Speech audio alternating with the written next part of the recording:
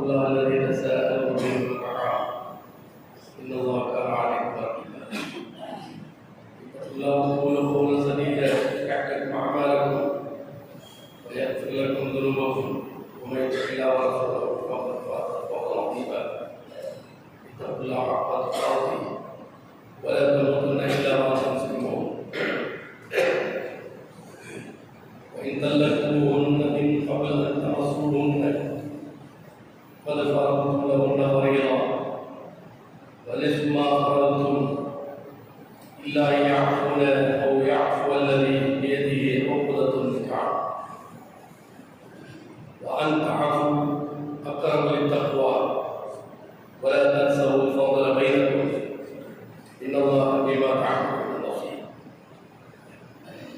கணிப்புடைய அல்லாஹ்வுடைய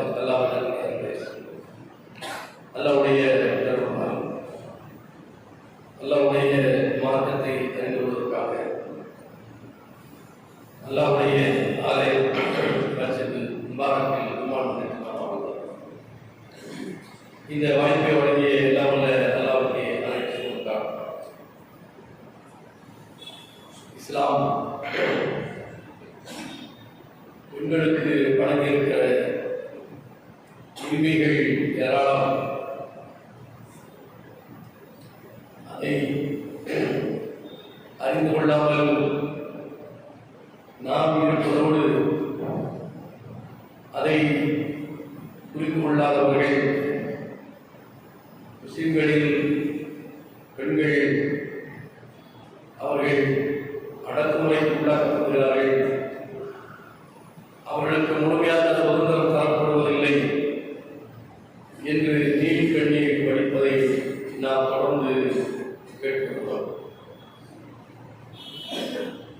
பெண்களுக்கு எந்தெந்த உரிமைகளை அல்லாஹ்வுடைய தூதர் அவர்களும் வழங்கியிருக்கிறார் என்பதை இன்றைக்கு சில உரிமைகளை குறித்து நாம் அறிந்து கொள்கிறோம்.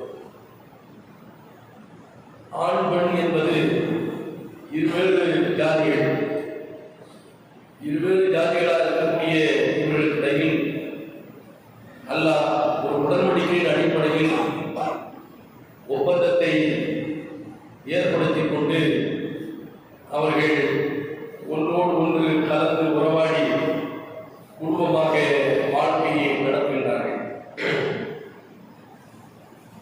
இப்படி வாழ்க்கை நடத்துகிற போது ஆணுக்கும் பெண்ணுக்கும் இடையில் பிரச்சனைகள் எழுவது என்பது அது தவிர்க்கப்பட முடியாத ஒன்று. பொதுவாக எங்கெல்லாம் கூட்டு ஏற்படுகிறதோ, எங்கெல்லாம் இணைப்பு ஏற்படுகிறதோ, அங்கெல்லாம் நிச்சயமாக பிரச்சனைகளும் பிரிவும் ஏற்படுவது நியாயம்தான். அது ஏற்படுவதை தவிர்க்கவே முடியாது. நேற்று வரை தொடர்ந்து கிட்டத்தட்ட 10 ஆண்டுகள் மதச்சார்பற்ற கூட்டணியிலே இருந்து கொண்டு தேர்தல் முடிவு வந்த மறுநாளிலேயே மறுநிமிடமே அணிமாறுகிற காட்சிகளை எல்லாம் பார்க்கிறோம். இதெல்லாம் இருவேறு கருத்துக்களை கொண்டவர்கள் இணைகிற போது அதில் ஒரு கட்டத்தில் நிச்சயமாக முரண் வரும், விரிவினை வரும். இதை யாராலும் கடந்து நிறுத்த முடியாது. அதுபோன்றுதான் பெண்ணுக்கு என்று சில குணாதிசயங்கள் இருக்கிறது, ஆணுக்கு சில குணாதிசயங்கள் இருக்கிறது. இருவேறு குணங்களை கொண்டவர்களை தான் ஒரு ஒப்பந்தத்தின் அடிப்படையில் இறைவன் இணைத்து வைக்கின்றார், சமூகம் இணைத்து வைக்கின்றது. அப்படி இணைத்ததற்கு பிறகு பிரச்சனைகள் வரவே கூடாது என்று எண்ணுவது அது நிச்சயமாக அது அறிவுடைமையாக பிரச்சனைகள் வரும், பிரச்சனைகளை சிந்திக்க வேண்டும், பிரச்சனைக்கான தீர்வை காண வேண்டும், பிரச்சனைகளை சரி செய்ய வேண்டும் என்பதெல்லாம் நமக்கு சொல்லித்தரப்பட்டிருக்கிறது. அந்த பிரச்சனைகள் எல்லாம் சரி செய்யப்படாமல் தீர்க்கப்படாமல் இப்படியே இருக்கிறது என்று சொன்னால் காலம் முழுக்க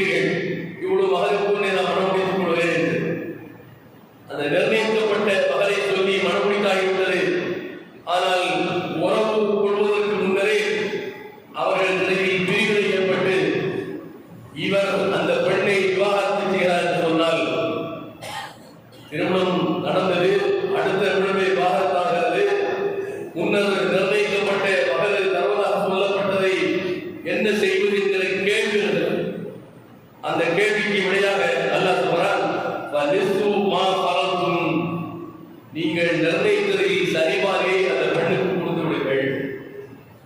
ஆனால் அந்த பெண்ணோடு வாழவில்லையே, எதற்காக நான் அவளை மனைவியாக ஏற்றுக்கொண்டு வாழ்வதற்காகத்தானே நான் இந்த மகரை நான் நிர்ணயம் செய்தேன். ஆனால் முதலுக்கு போகிற போதே எங்களுக்குள் முடிவு ஏற்பட்டு விட்டது. எப்படி நான் அவளுக்கு இதை கொடுப்பது என்று யோசிக்க கூடாது. பரிசுமா பலத்தும் நீங்கள் நிர்ணயித்ததில் சரிபார்வையை கொடுத்து விட வேண்டும். இல்லாத யாக்குல அவன் யாக்கு அல்லது விதி ஒப்புதத்தின் நிகா, அந்த பெண்கள் அதை மன்னித்து விட்டார். வேண்டாம், இந்த மகர் எனக்கு வேண்டாம், நீங்கள் நிர்ணயித்திருந்தாலும் அது எனக்கு வேண்டாம் என்று அந்த பெண்ணாக சொன்னால், இல்லா யாக்குல அல்லது அவன் யாக்கு அல்லது விதி ஒப்புதத்தின் நிகா, எவரது கருத்தில் உடன்படிக்கை என்கிற அந்த அதிகாரம் இருக்கிறதோ அவர் அதை பொருந்திக் கொண்டால் தவிர இந்த பெண்ணுக்கு என்று நிர்ணயிக்கப்பட்ட மகரில் சரிபார்வையை கொடுக்க வேண்டும் என்று அல்லாஹ் சுப்ஹானஹு வ தஆலா சொல்லி காட்டுகிறார்.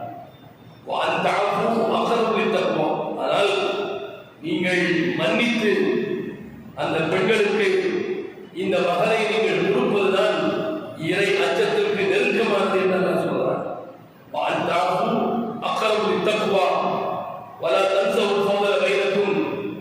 உங்களுக்கிடையில் இருக்கிற அந்த சிறப்பை நீங்கள் மறந்து விடாதீர்கள். அவள் பெண்தான், நீங்கள் ஆண் என்ற இந்த சிறப்பை, பெண்ணை விட ஆணுக்கு சிறப்பு இருக்கிறது, அதை நீங்கள் மறந்து விட வேண்டாம். அல்லாஹ் குர்ஆனில் சொல்லி காட்டுகிறார், الرجال قوامون على النساء بما فضل الله بعضهم على بعض. அல்லாஹ் பெண்களை விட ஆண்களை அல்லாஹ் நிர்வாகம் செய்யக்கூடியதாக வைத்திருக்கிறார். ஆண்கள் தான் பெண்களை நிர்வாகம் செய்ய வேண்டும் என்று அல்லாஹ் ஏற்படுத்தியிருக்கிறார். அல்லாஹ் இன்னும் சிலரை விட சிலரை சிறப்பித்திருக்கிறார். பெண்ணை விட ஆணை சிறப்பித்திருக்கிறார். ஏன்? பிமா ஃபத்தலா பாலஹும் அலா பாலின் வ பிமா அன்ஃபகு. அவர்கள் தான் செலவு செய்கின்றார்கள் இந்த பெண்ணுக்காக, மனைவிக்காக அவர்தான் செலவு செய்கின்றார். எந்த அடிப்படையில்? ஆணை விட பெண்ணுக்கு இந்த சிறப்பு இருக்கிறது என்று அல்லாஹ் சொல்றார்.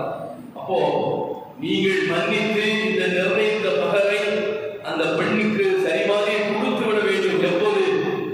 திருமணம் முடித்து அடுத்த நிமிடமே வந்து அவர்களுக்குள் ஏதோ பிரச்சனை வந்து அந்த பெண்ணை விவாகம் செய்தால், விவாகம் செய்யப்படுகிற அந்த பெண்ணுக்கு நிர்ணயிக்கப்பட்ட மகரில் சரிபார்வையை தர வேண்டும் என்று அல்லாஹ் சுப்ஹானஹு சொல்லி காட்டுகிறார்.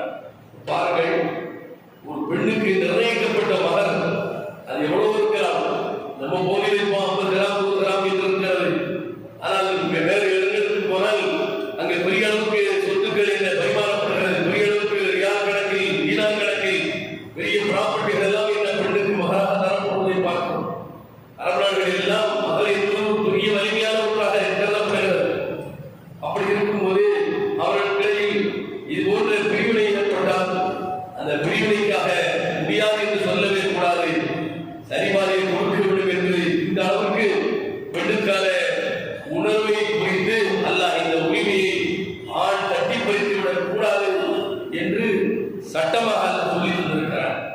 அடுத்து பாருங்க, இது 2ஆம் அத்தியாயம் 237ஆம் வசனத்தில் அல்லாஹ் சொல்கிறார். 4ஆம் அத்தியாயம் 20ஆம் வசனத்தில் சொல்லி காட்டுகிறார். இன் அரத்தும் இஸ்திப்தால தௌஜின் மகான தௌஜ், நீங்கள் ஒரு ஜீவனோடு வாழ்கிறீர்கள், அவளோடு உங்களுக்கு வாழ பிடிக்கவில்லை, உங்களுக்குள் கருத்து மனம் ஏற்பட்டு விட்டது, புரிய ஏற்பட்டு விட்டது, அவளை நீங்கள் விவாகரத்து செய்கிறீர்கள். விவாகரத்து செய்து நீங்கள் அந்த பெண்ணை பிரிவீர்கள் என்று சொன்னால் முதலில் சொன்னது வேறு, இரண்டாவது சொன்னது வேறு. முதலில் சொன்னது வந்து திருமணம் முடித்து எந்த உறவும் ஏற்படுவதற்கு முன்னர் ஏற்பட்ட பிரிவு. இரண்டாவது சொல்வது இவர்களுக்குள் வாழ்க்கை சக்கரம் ஓடிக்கொண்டிருக்கிறது. ஆனால் ஒரு கட்டத்தில் 5 வருடத்தில் 10 வருடத்தில் பிரச்சனை ஏற்பட்டு பிரிவில் போய் நிற்கிறது. அப்படி இருக்கிற போது இவர் வேறொரு பெண்ணை திருமணம் முடிக்க வேண்டும், இந்த பெண்ணை விவாதம் செய்துவிட்டு வேறொரு பெண்ணை திருமணம் முடிக்க வேண்டும் என்று நீங்கள் விரும்பினால் ஒரு மனைவியை விட்டுவிட்டு விவாதம் செய்துவிட்டு இன்னொரு மனைவி நீங்கள் திருமணம் முடிக்க வேண்டும் என்று விரும்பினால் முதல் மனைவிக்கு நீங்கள் கொடுத்த மகன் அது குவியலாக இருந்தாலும் பல தாக்குதல் அதில் எதையும் வாங்காதீர்கள், அதை எதையும் திருப்பி வாங்காதீர்கள்.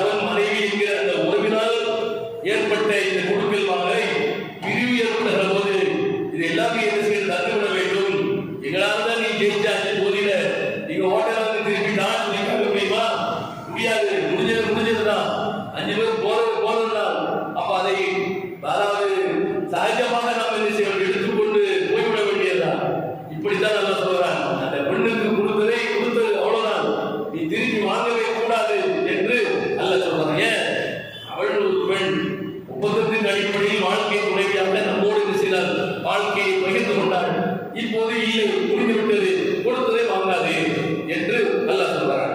அடுத்து பாருங்கள், அடுத்த வசனம் 4ஆம் அத்தியாயம் 21ஆம் வசனம். கைப்பத்தா பூனவு வகத அஃலா மஅக்கும் இலா பாகின் வஅகத மின்கும் மீசாகன் கலீலா. அல்லாஹ் சொல்றார், கைப்பத்தா பூனவு, எப்படி பார்த்து கொடுத்த மகள் நீங்க வாங்குவீங்க? வகத அஃலா மஅக்கும் இலா பாகின், உங்களில் சிலரோடு கலவி நீங்கள் வாழ்ந்து இவ்வளவு அனுபவிச்சதற்கு பிறகு கொடுத்த காசு எப்படி போவாங்க? அதான் பூனவு வஅகத மின்கும் மீசாகன் கலீலா. ஒரு உறுதியான உடன்படிக்கைக்கு பிறகுதான் இன்னொரு பெண்ணாக இருந்த, இன்னொருவருக்கு மகளாக இருந்த, வேறொரு குடும்பத்தில் உள்ள ஒரு அந்நிய பெண்ணை உன்னோடு ஒரு மனைவியாக நீ அவளை ஒப்பந்தத்தின் அடிப்படையில் சேர்த்துக் கொண்டதற்கு பிறகு, நீ அவளோடு கலவி வாழ்க்கை நடத்தியதற்கு பிறகு ஏற்பட்ட பிரிவில் நீ கொடுத்த மகளை எப்படிப்பா நீ திருப்பி வாங்குவாய் என்று அல்லாஹ் கேட்கிறார். 4ஆம் அத்தியாயம் 21ஆம் வசனம். இவ்வளவு அறிவுபூர்வமான வாதங்களை எடுத்து வைத்து பெண்களுக்கான மகள் அது அவர்களுக்கு உரியது, அதில் எந்த தட்டிப்பறிப்பும், எந்த வகையான அதாவது சுரண்டலும், எந்த வகையான ஏமாற்றும் மோசடியும் இருந்துவிடக் கூடாது என்று சொல்லி அல்லாஹ் சுப்ஹானஹு வ தஆலா ஆண்களுக்கு சொல்கிறார். அடுத்து பாருங்கள், 2ஆம் அத்தியாயம் 229ஆம் வசனத்தில் அல்லாஹ் சொல்கிறார், அத்தலாக்கு மர்ரத்தான் ஃபஇம்சாக்கு பிமஅரூஃப் அவ் தஸ்ரீஹும் பிஇஹ்சான். தலாக் என்பது 2 தடவைகள் என்று அல்லாஹ் சொல்கிறார்.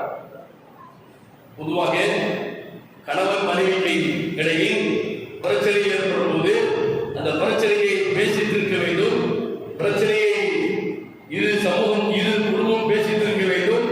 முதலில் கணவன் மனைவிடத்தில் அறிவுரை சொல்லி அவளை திருத்த வேண்டும். திருத்தியும் வழிக்கு வரவில்லை என்று சொன்னால் அவளை படுக்கையில் தண்ணி வைக்க வேண்டும். அதற்கும் கணவனுக்கு கட்டப்படவில்லை என்றால் காயப்படாமல் அடிக்க வேண்டும். இதற்கும் வசப்படவில்லை என்று சொன்னால் இரு குடும்பத்தாரும் பேசி அந்த பெண்ணை கணவனோடு இணைத்து வைப்பதற்கான வேலையை செய்ய வேண்டும் என்று அல்லாஹ் சுப்ஹானஹு வ தஆலா திருக்குர்ஆனில் சொல்லி காட்டுகிறார்.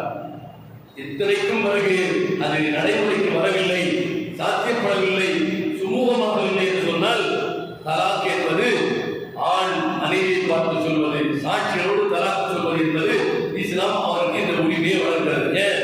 ஒப்பந்தம் தான் ஏற்படுத்தப்பட்டது. ஒப்பந்தத்தை நிறைவேற்றுவதற்கான எந்த வழியும் வாய்ப்பும் இல்லை என்கிற போது அப்ப அந்த ஒப்பந்தத்தை ஆண் என்ன செய்யலாம்? முறித்துக் கொள்ளலாம், விவாகம் ரத்து செய்து கொள்ளலாம். இவன் போட்ட அந்த ஒப்பந்தத்தை அவர் என்ன செய்யலாம்? ரத்து செய்து கொள்ளலாம். இப்படி ரத்து செய்வது என்பது தலாக் என்பது 2 தடவைகள் என்று அல்லாஹ் சொல்றார். தலாக் மர்ரத்தான், தலாக் என்பது 2 தடவைகள். 2 தடவைகள் தலாக் சொல்லி 2வது தடவை தலாக்குக்கு பிறகு ஃபஇம்சாக்கு பிமஅரூஃப், ஒன்று அவளை தன்னோடு வைத்துக் கொள்ள வேண்டும். ஒரு தலாக்குக்கு 3 மாதவிடாய் காலம் இத்தா இருக்க வேண்டும். ஒரு தலாக்கு, ஒரு பெண்ணை, ஒரு ஆண், ஒரு கணவன், ஒரு மனைவியை தலாக் போட்டு விட்டால் அவள் 3 மாத காலம் என்ன செய்ய வேண்டும்? இத்தா இருக்க வேண்டும். இத்தா என்பது காத்திருப்பு காலம். என்ன காத்திருப்பு காலம்?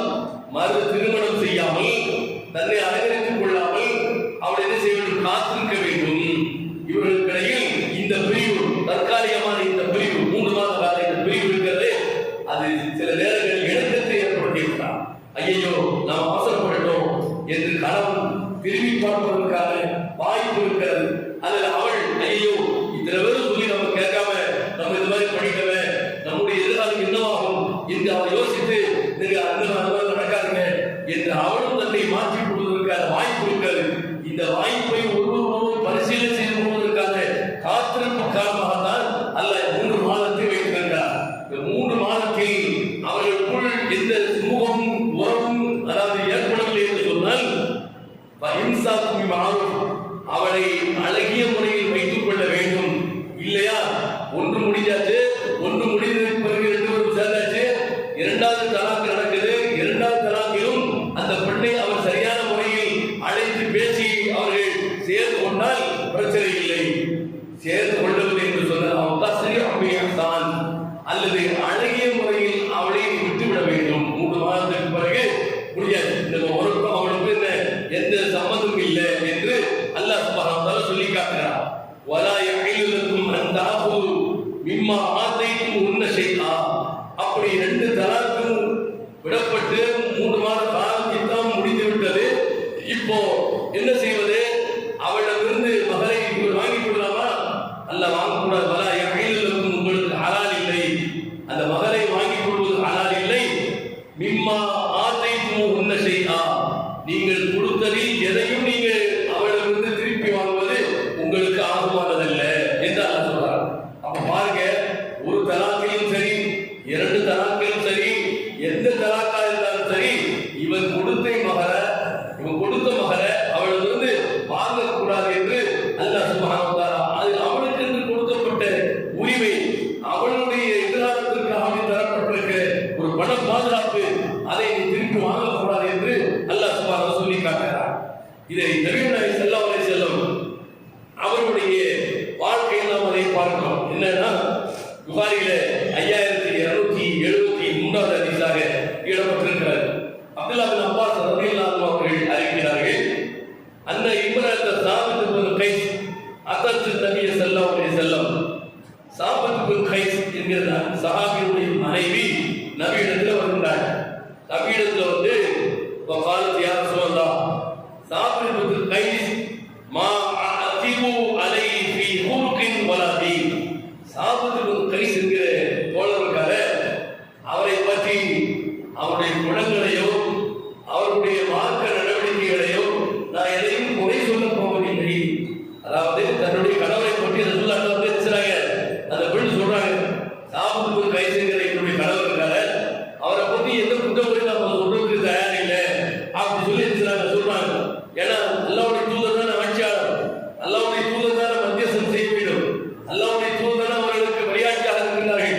இந்த அடிப்படையில் நபியிடத்தில் வந்து அந்த பெண்மணி வந்து என் கணவர் சாபித் பின் கைஸை பற்றி நான் எதுவும் சொல்றதுக்கு இல்லை அப்படிங்கிறார். ஆதிபு அலா குலுகின் வ தீன், அவருடைய மார்க்க சம்பந்தமாக ஃபீ குலுகின் வலா தீன், அவருடைய மார்க்க விஷயங்களிலும் அவருடைய குணாதிசயங்களிலும் எந்த குறையும் நான் சொல்ல விரும்பவில்லை என்று சொல்லிவிட்டு வலாக்கின்னி அக்ரஹு குஃப்ர ஃபில் இஸ்லாம், அந்த பெண்மணி சொல்கிறாள், அந்த சஹாபியத்தான பெண் சொல்கிறாள், நான் இஸ்லாமில் இருந்து கொண்டே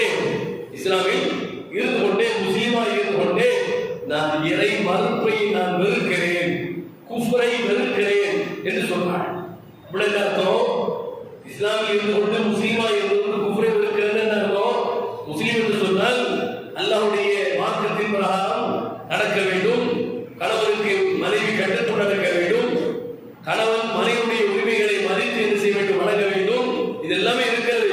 அப்ப இப்படிப்பட்ட ஒரு தருணத்தில் நான் முஸ்லீமாக இருந்துகிட்டே சில விஷயங்களில் அவருக்கு கட்டுப்படாமல் இறை மறுப்புக்குரிய செயலை செய்து விடுவேனோ என்கிற மாதிரியான சிந்தனை எனக்கு இருக்கிறது. மற்றபடி அவரை பற்றி எந்த தப்புதவும் நான் சொல்வதற்கு இல்லை என்று அந்த பெண் நவீனத்தில் வந்து என்ன செய்கிறார் சொன்னார்கள். அப்ப நபீன் நாயகம் ஸல்லல்லாஹு அலைஹி வஸல்லம் புரிஞ்சிட்டாங்க, சரி இந்த பெண்ணுக்கு சாபித் பின் கைஸோடு வாழறதுக்கு விருப்பம் இல்லை, அதனால இந்த மாதிரியான ஒரு நிறைய வந்து என்ன செய்றாங்க, இங்க தெரிவிக்கிறாங்க, சூசகமா என்ன செய்றாங்க, தெரிவிக்கிறாங்கன்னு வழங்கிடுச்சு. அப்ப நபி அவங்க கேட்கிறாங்க, தீன அலைஹி ஹனீகத்தஹு, அப்ப அவர் ஒரு திருமணம் முடிக்கும் போதே ஒரு தோட்டத்தை கொடுத்தாரு. என்னது, மகராக ஒரு தோட்டம், பேரித்த தோட்டம், பேரித்த மரத்துடைய ஒரு தோட்டத்தை மகராக கொடுத்திருக்கிறார். அப்போ அந்த தோட்டத்தை நீ திருப்பி கொடுத்துருவியா அப்படின்னு கேட்கிறார். நபி ஸல்லல்லாஹு அலைஹி வஸல்லம், அந்த தோட்டத்தை நீ திருப்பி கொடுத்துடுவாயா என்று கேட்டார்கள். அப்போது அந்த பெண்மணி சொன்னாள், காலத்து நாம் நான் கொடுத்துறேன், எனக்கு பிரச்சனை இருந்தா சொல்றேன், ஏன் நான் முஸ்லீமா இருந்துகிட்டே குஃப்ரு காரியம் செஞ்சிடக்கூடாது என்ற பயம், அதாவது நான் திருப்பி அந்த தோட்டத்தை கொடுத்துறேன், மகன் கொடுத்துறேன் என்று அந்த பெண் சொன்னாள். கால ரசூலுல்லாஹி ஸல்லல்லாஹு அலைஹி வஸல்லம், நபிகள் நாயகம் ஸல்லல்லாஹு அலைஹி வஸல்லம் அவர்கள் சாபித்தை கூப்பிட்டாங்க, சாபித்து வா, நீ அவளுக்கு மகனாக தோட்டத்தை கொடுத்தா இல்லையா, அந்த தோட்டத்தை நீ வாங்கிட்டு இக்பில் ஹதீகா வ தல்லிகா தத்லீகா, அந்த பெண்ணை ஒரு தலாக் விட்டுவிடு என்று சொன்னார்கள், அவளை விட்டுவிடு என்று சொன்னார்கள். ஒரே தடவையாக அவளை தலாக் சொல்லிட்டு நீ இடது காலி விடு என்று நபிகள் நாயகம் ஸல்லல்லாஹு அலைஹி வஸல்லம் சொன்னார்கள். இது வாங்கின மகளை நபி அவர்கள் திருப்பி கொடுப்பாயா என்று அந்த பெண்ணிடத்தில் நபி அவர்கள் கேட்கிறார்கள். இதுவரைக்கும் நாமும் பார்த்த வசனங்கள்ல ஆண் கொடுத்த மகளை செய்யக்கூடாது, வாங்கவே கூடாது, உட்குவியலாக இருந்தாலும் கூடவே கூடாது என்று அல்லாஹ் சொன்னதாக நாம் பார்த்தோம். இந்த ஹதீஸ்ல இது என்னன்னு சொன்னா, இங்கு பெண்ணாகவே முன்னுக்கு வந்து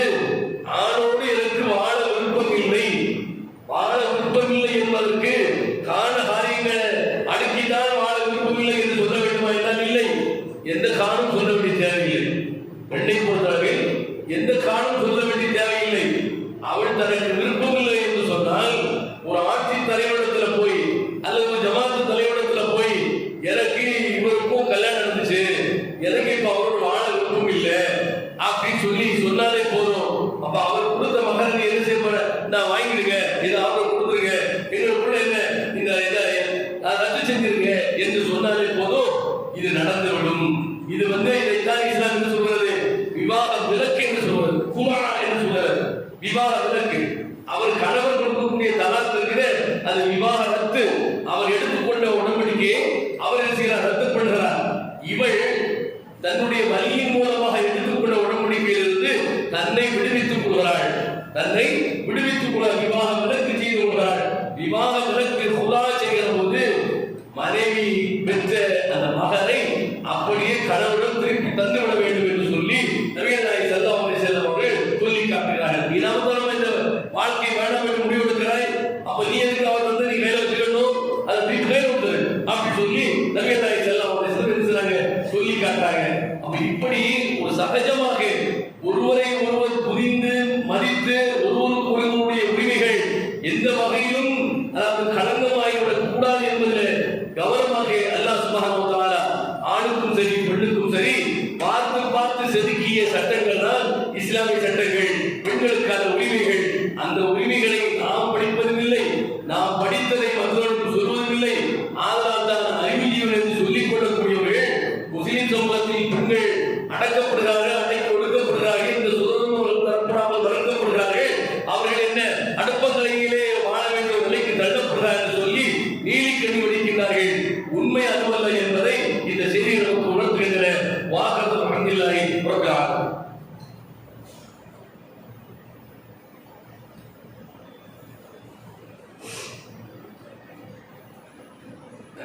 அல்ஹம்துலில்லாஹ் வஸ்ஸலாத்து வஸ்ஸலாமு அலா ரசூலில்லாஹ் அம்மா பஅத். இத்தகுல்லாஹ் ஹக்க துகாத்திஹி வ லா தமூத்துன்ன இல்லா வ அன்தும் முஸ்லிமூன்.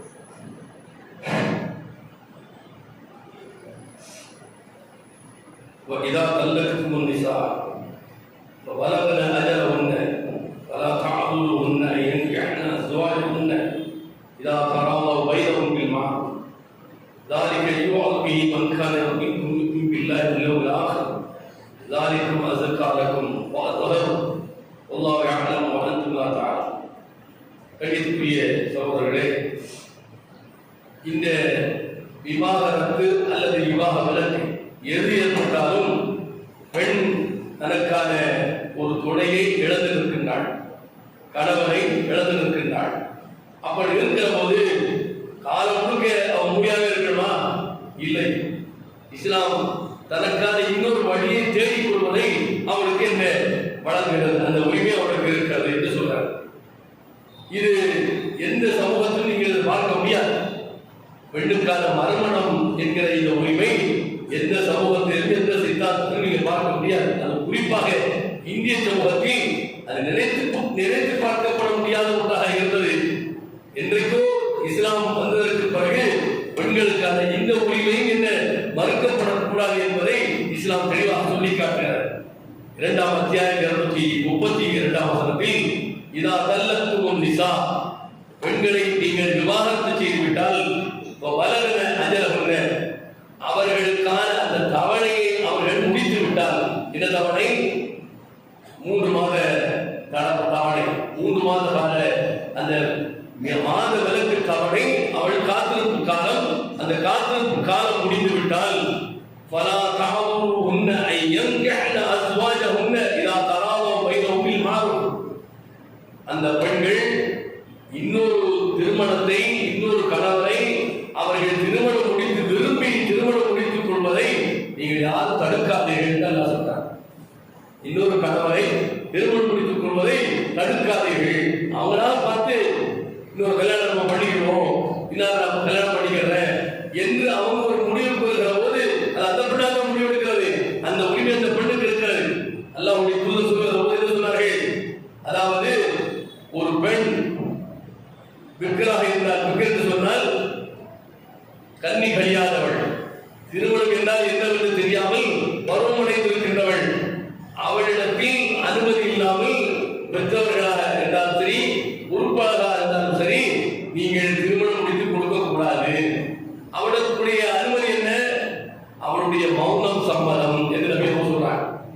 அந்த கன்னி பெண்ணுடைய அனுமதி என்பது உனக்கு மனம் பேசலாம் என்று நினைக்கிறேன், உனக்கு கணவனாக நாங்கள் வாழ்க்கை துணையாக நாங்கள் பேசி முடிவெடுக்காமல் நினைக்கிறோம் என்று சொல்லி பெற்றவர்கள் அந்த பெண் பிள்ளைகள் போய் செய்யணும், கேட்கணும். கேட்டு அந்த பெண்கள் அமைதியாக இருந்தால் அதுதான் அவர்கள் நமக்கு தருகிற அனுமதி. இந்த அனுமதியை நபியவர்கள் திருமணம் முடிக்காமல் இருக்கக்கூடிய கன்னி பெண்களுக்கு நபியவர்கள் வழங்குகிறார்கள். இதே விவாகரத்தான கன்னி கழிந்த பெண்ணாக இருந்தால் அவள் கட்டளையிட வேண்டும் என்று சொல்கிறாள்.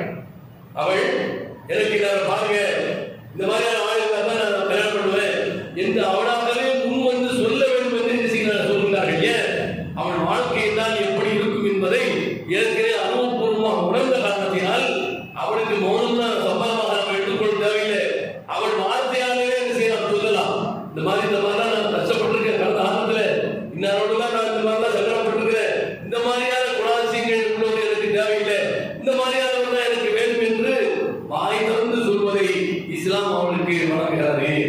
இப்படிப்பட்ட அந்த உரிமையை அவர்கள் பயன்படுத்துகிற போது பல தாவூர் உண்மை நீங்க நினைச்சாதீங்க, அவர்களை தடுக்காதீர்கள் என்று அல்லாஹ் சொல்லிவிட்டு சொல்கிறான். ذَلِكَ يُوعَظُ بِهِ مَنْ كَانَ مِنْكُمْ يُؤْمِنُ بِاللَّهِ وَالْيَوْمِ الْآخِرِ. அல்லாஹ்வை மறுமையில் யார் நம்பிக்கை கொண்டிருக்கிறாரோ அவர்களுக்கு இது அறிவுரையாக சொல்லப்படுகிறது. நாம இருக்கணும். ஏன்? அவளை ஏற்கனவே ஒருவரோடு வாழ்ந்து விவாதத்தாகி அந்த 3 மாத காலம் முடிந்து விட்டது. இப்ப தனக்கான வாழ்க்கையை தேடிக்கொள்வது அது அவளுக்கான உரிமை, அதை யாரும் தடுக்காதீங்க என்று உண்மையிலே அல்லாஹ்வை பற்றிய நம்பிக்கை இருந்தால், மறுமை பற்றிய நம்பிக்கை இருந்தால் யாரும் அதை தடுக்காது என்று அல்லாஹ் சொல்றான். அப்ப மறுமணத்தை இஸ்லாமிய ஊக்குவிக்கிறது. மறுமணம் செய்வதை தடுக்கிற அதிகாரம் ஆண்களில் எவருக்கும் இல்லை என்று அல்லாஹ் சொல்றான். இந்த உரிமையை எந்த சமூகத்தில் நீங்கள் பார்க்க முடியும், எந்த மதத்தில் பார்க்க முடியும், எந்த சித்தாந்தத்தில் பார்க்க முடியும்? எப்போது சொல்லப்பட்டது? 1400 ஆண்டுகளுக்கு முன்னர் சொல்லப்பட்ட சட்டம். அப்ப பெண்களுக்கான உரிமை மறுக்கப்பட்டிருக்கிறதா? அவன் கடைசி வரைக்கும் விளைச்சலை உறுதியிட எதையும் அணியாமல் மூடியாக இருக்கணும் என்று சொல்லப்பட்டிருக்கிறதா? இல்லை. அவரும் இல்லை. வாழ்க்கையை கடைசி வரைக்கும், இறப்பு நடக்கிற வரைக்கும் வாழ்க்கை என்பது என்ன என்பதை புரிந்து வாழ்வதற்கான உரிமை இருக்கிறது என்பதை அல்லாஹ் சுப்ஹானஹு வ தஆலா சொல்லி காட்டுகிறார். ஆக இப்படி பெண்கள் அவர்களுக்கான உரிமைகள் என்பது எவராலும் மறுக்கப்பட முடியாதது என்பதற்கு இதுவும் ஒரு சான்றாக இருக்கிறது. அடுத்து பாருங்கள், வல்வாலிதாத்து யூதஅன அவுலாதஹுன்ன ஹவுலைனி காமிலைனி லிமன் அராத அன் யுதிம்ம ரலாஹா. வல்வாலிதாத் அதாவது தாய்மார்கள் தங்களுடைய பிள்ளைகளுக்கு பால் ஊட்ட வேண்டும். எத்தனை தாய்மார்கள் தங்களுடைய பிள்ளைகளுக்கு பால் ஊட்ட வேண்டும்? எவ்வளவு பால் ஊட்ட வேண்டும்? ஹவுலைனி காமிலைன் 2 முழுமையான ஆண்டுகள் பால் ஊட்ட வேண்டும்.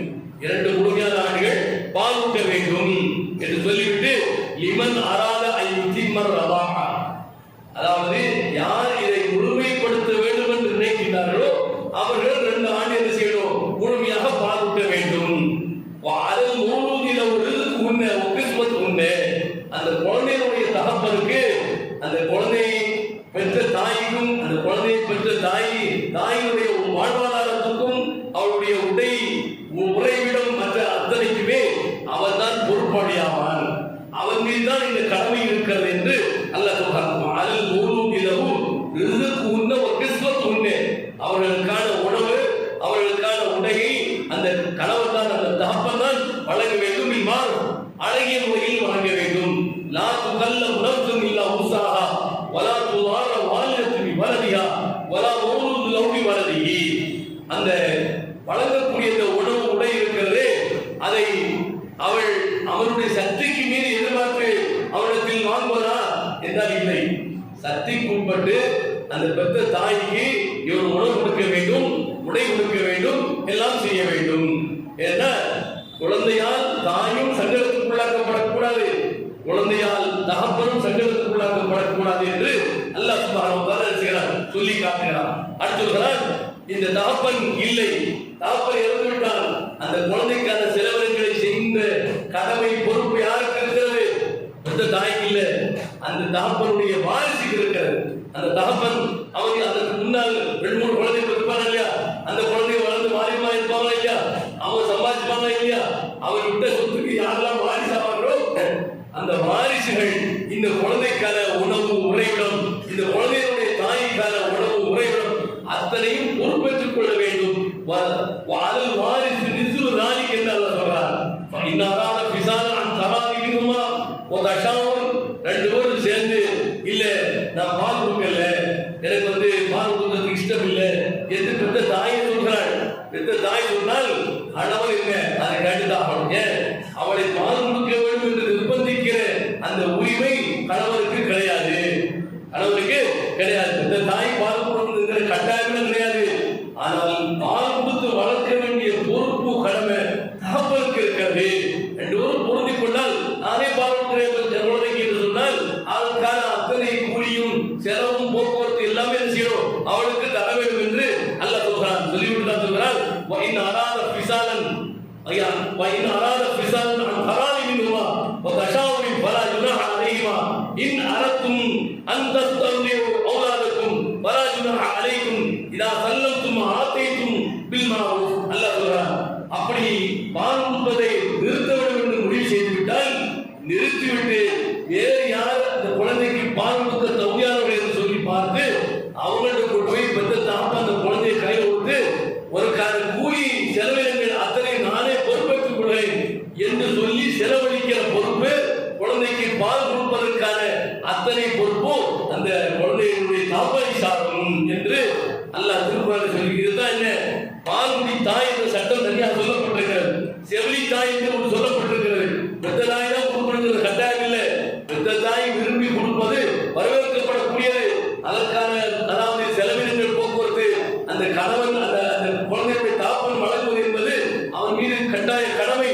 அதே நேரத்தில் அவன் மறுத்துவிட்டால் மறுத்ததற்கு பிறகு அந்த குழந்தையை பால்குடி பருவத்தை 2 ஆண்டுகள் வளர்த்ததற்கு வேண்டுமா இல்லையா, அதற்கு வேற யாரு பால் கொடுப்பாங்க என்று பார்த்து அந்த தாய்மார்களை கண்டறிந்து அவங்கள்ட்ட ஒப்படைச்சு அவங்களுக்கான கூலியை கொடுத்தாவது அந்த குழந்தையை வளர்க்க வேண்டும் என்கிற அளவிற்கு நுணுக்கமாக அந்த தாயினுடைய உரிமைகள், அந்த தாயினுடைய உணர்வுகள் மதிக்கப்பட வேண்டும் என்று சொல்லி அல்லாஹ் சுப்ஹானஹு வ தஆலா திருக்குர்ஆனில் சொல்லி காட்டுகிறார்.